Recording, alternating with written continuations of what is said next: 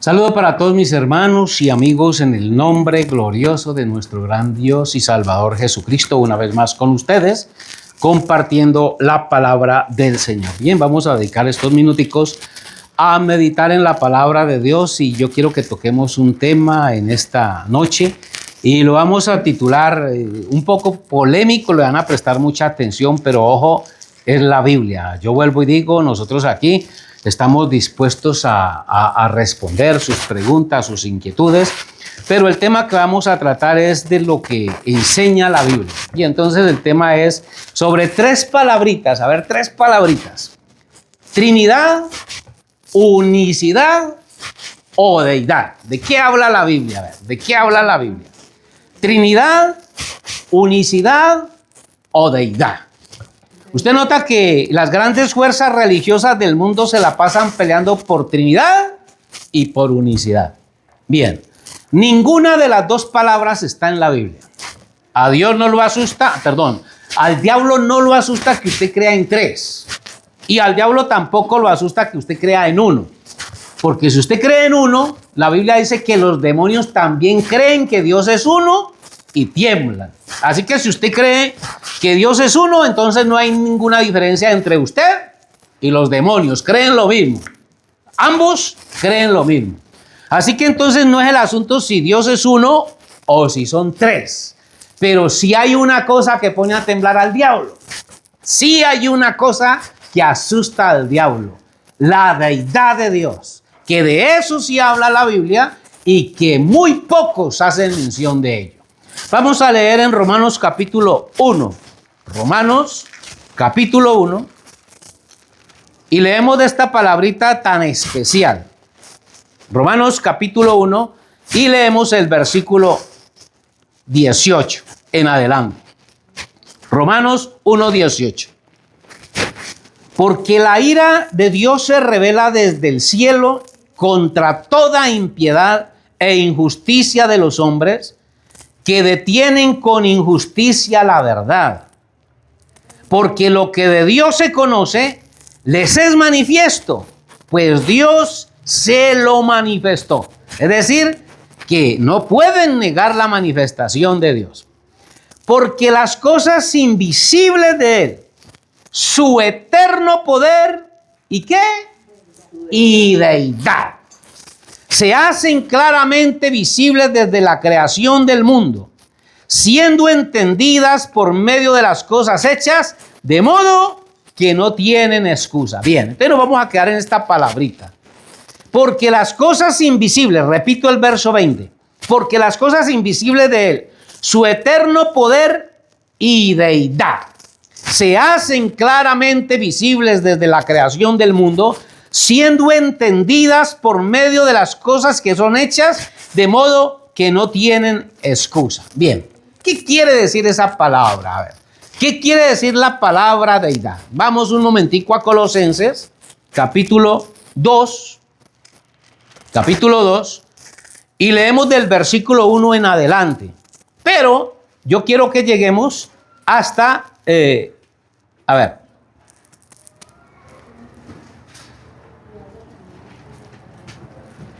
vamos a leer desde el versículo 1 en adelante y vamos a llegar hasta el versículo 9. Colosenses 2, del versículo 1 en adelante, dice: porque quiero que sepáis cuán gran lucha sostengo por vosotros. Ahora, veamos cuál es la lucha del apóstol Pablo. Vamos a ver cuál es la lucha del apóstol Pablo. Para que el pueblo entienda que Dios es uno, o para que el pueblo entienda que Dios son tres, o para que el pueblo entienda la deidad de Dios. Vamos a ver. Colosenses 2:1. Porque quiero que sepáis cuán gran lucha sostengo por vosotros. Porque para que la gente entienda eso, la deidad, para eso sí hay que luchar. Creer que Dios son tres, eso lo saben los niños desde pequeñitos, porque desde niños nos engañaron con ese cuento. Tres personas distintas y un solo Dios verdadero. Eso nos lo repitieron desde que nos bautizaron en la iglesia católica. Pasamos por la escuela y si usted estudió en un seminario católico, tiene todas esas mentiras bien encarnadas en su mente y en su corazón. Y de que Dios es uno, también todo el mundo sabe que Dios es uno. Pero ¿qué daño le puede hacer al diablo el saber que Dios sea uno? ¿Qué se gana una persona con saber que Dios es uno y no sabe nada de la deidad de Dios? Capítulo 2, repito otra vez, verso 1. Porque quiero que sepáis cuán gran lucha sostengo por vosotros y por los que están en la Odisea y por todos los que nunca han visto mi rostro, para que sean consolados sus corazones, unidos en amor, hasta alcanzar todas las riquezas de pleno entendimiento, a fin de conocer el misterio de la Santísima Trinidad, o el misterio de la unicidad de Dios. No. Hasta alcanzar todas las riquezas de pleno entendimiento, a fin de conocer el misterio de Dios el Padre y de Cristo. Ese misterio, eso sí le parte la cabeza al diablo en dos. Eso sí lo pone a temblar. Sigamos leyendo. En quien están escondidos todos los tesoros de la sabiduría y del conocimiento, en la deidad. En quien están escondidos todos los tesoros de la sabiduría y del conocimiento. Y esto lo digo para que nadie os engañe con palabras persuasivas. Es decir, trinitarios, unicitarios, que nadie los engañe con palabras persuasivas, porque aunque estoy ausente en cuerpo, no obstante, en espíritu estoy con vosotros, gozándome y mirando vuestro buen orden y la firmeza de vuestra fe en Cristo. Por tanto, de la manera que habéis recibido al Señor Jesucristo, andad en él, arraigados y sobreedificados en él, confirmados en la fe, así como habéis sido enseñados, abundando en acciones de gracias. Verso 8. Esto se sigue poniendo interesante. Verso 8. Mirad, que nadie os engañe por medio de filosofías y huecas sutilezas, según las tradiciones de los hombres. Aquí tenemos al gran enemigo del Evangelio de Cristo, las tradiciones o la tradición. Cuando Jesús estuvo aquí en la tierra en carne, su gran enemigo fue la tradición religiosa de la época. Eso fue lo que lo enfrentó, lo que hablaba mal de él y lo que lo crucificó también. Las tradiciones son las que hacen que el hombre se aparte de la revelación de Dios. Por eso me gusta hacer claridad en esto. Tradición o revelación. A ver, ¿qué es lo que nos salva a nosotros? ¿La tradición o la revelación? Repito el texto, verso 8. Mirad que nadie os engañe por medio de filosofías y huecas sutilezas, según las tradiciones de los hombres, conforme a los rudimentos del mundo y no según Cristo. Quisiera quedarme en cada una de estas palabras, porque ¿qué es un rudimento? A ver, ¿qué son rudimentos? Rudimentos son cosas que en un momento determinado sirvieron, pero que ya pasaron de moda, se quedaron atrás. Hay cosas en la Biblia que Dios usó en un momento, pero pasaron de moda. A ver, vamos a suponer que nos encontremos al arca de Noé ahorita, que la gente mantiene buscando el arca de Noé. El arca de Noé era una bendición allá, antes del diluvio. Y si nos encontramos ahorita el arca de Noé, y vamos a suponer que la ciencia, por ahí he visto a más de uno que dice, ¿cómo se sabe en qué monte quedó el arca de Noé? El arca de Noé, si nos la encontráramos ahorita, ¿qué provecho nos trae el encontrarnos el arca de Noé para nuestra salvación? A ver, ¿de qué nos serviría el arca de Noé hoy día a nosotros? De nada, un recuerdo de lo que en un tiempo fue, pero que ya no es. ¿Sabe usted qué otro rudimento? Podemos hablar de otro rudimento que en la Biblia, no voy a tocar ahorita el tema, pero lo voy a mencionar. La serpiente de Moisés en el desierto. Todos los que estudian la Biblia saben que Moisés levantó una serpiente en el desierto porque las serpientes del desierto mordían al pueblo, estaban matando al pueblo, y Dios le dijo, hazte una serpiente de bronce, levántala, ponla en alto, y cualquiera que sea mordido por una serpiente, mire a la serpiente de bronce y será salvo. Y efectivamente Moisés hizo la serpiente de bronce, pasaron por el desierto, miraban esa serpiente y eran salvos los que habían sido mordidos por las serpientes ardientes. Bien, resulta que esa serpiente que Moisés hizo en el desierto, cuando el pueblo de Israel pasó a la tierra prometida, se la echaron al hombro y se la llevaron. Se llevaron esa serpiente para la tierra prometida y allá alguien le hizo un altar, la tuvieron, le ofrecían incienso y la adoraban, pero eso ya no servía de nada hasta que llegó el rey Ezequías, el rey Ezequías la desbarató, la molió y la desapareció. Y entonces los rudimentos hay que destruirlos porque los rudimentos se convierten en un estorbo para la revelación de Dios. Sigamos leyendo. Verso 8 otra vez.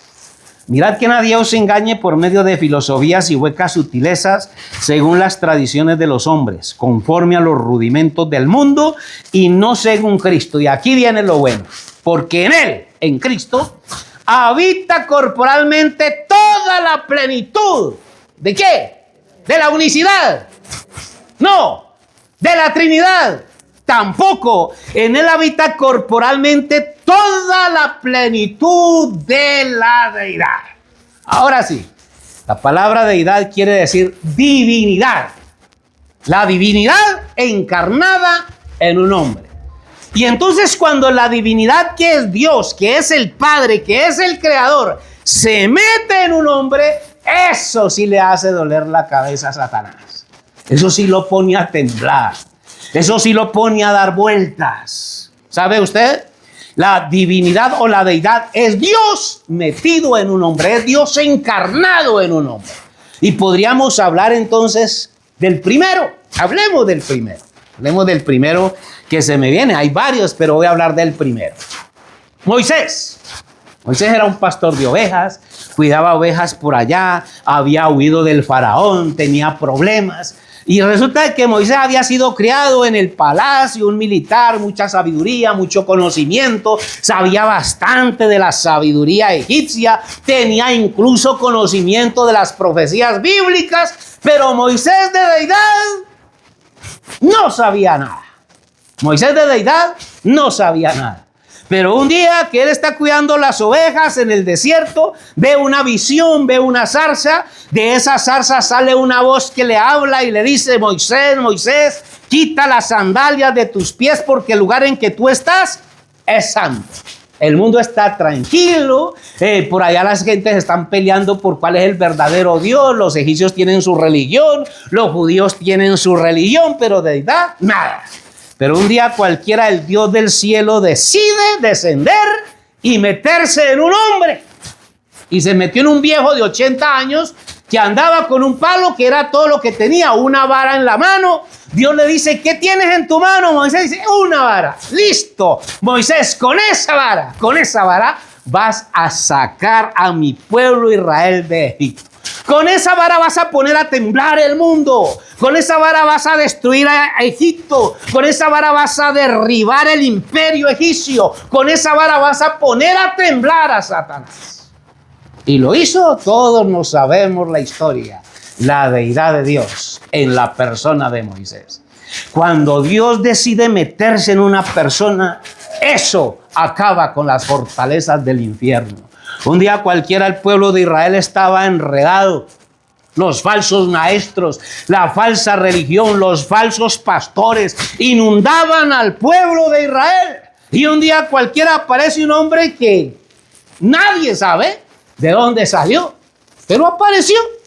Se le presentó al pueblo y le dice Elías al pueblo: de aquí en adelante les aseguro que no va a llover sino cuando yo diga. El diablo estaba tranquilo, adorando a los Baales, el pueblo enredado en la idolatría, enredados por falsos predicadores, igual que en este momentico. En este momentico, cuando las iglesias enseñan mentiras, hipocresía, se aprovechan de la gente ignorante para engañarlos, robarles su dinero y confundir a la gente, un tiempo más o menos como este, Dios levantó a un Elías, apareció Elías y puso a temblar a Satanás y a las potestades del infierno.